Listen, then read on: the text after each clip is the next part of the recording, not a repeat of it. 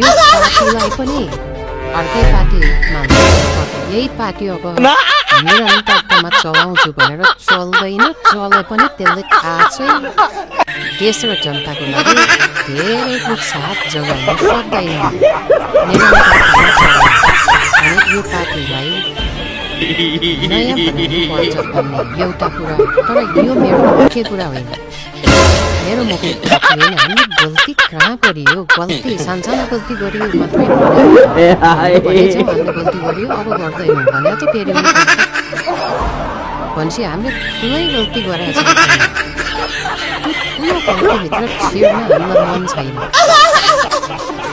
ठुलो गल्ती भएको रहेछ नि भन्ने बुझ्न पनि मन छैन किनभने हामी गएको 20 वर्षमा मैले अहिले हामी त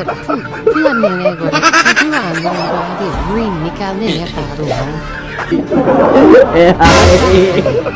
त्यहाँ अब जित्यो भने जस्तो गरी हाम्रो प्रतिस्पर्धा केमा हुन थाल्यो प्रधानमन्त्री हुनेमा मन्त्री हुनेमा प्रदेशको मुख्यमन्त्री र सदस्य हुनेमा अध्यक्ष मेयर हुनेमा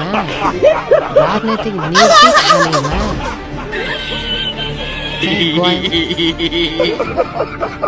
हामीलाई लाग्यो जानै त पर्यो अब यो लाइनमा आएपछि त अर्को त के जब तपाईँले देख्नुहुन्छ प्रचण्ड र माधव कुमार नेपाल प्रधानमन्त्री हुनको लागि चाहिँ कहिले काङ्ग्रेससँग कहिले एमालेसँग कहिले माओवादी के अरे मधेसपातीसँग मिल्न हुन्छ भने हामी पनि किन हुँदैन भन्न भन्दै पालिकाको प्रदेशको मन्त्री तपाईँहरू पनि तत्सार पार्टीका नेताहरू नै चुनाव जित्नको लागि दलालहरूसँग पैसा मागेर हामीले पनि पैसा मागेर खर्च गर्न किन नहुने भन्ने लेसन तपाईँहरूतिर सम्प्रेषित भएका कहीँ नपाइदैन नियततिर नजाउँ नियत के थियो भन्न थाल्यो भने एक खालको कुरा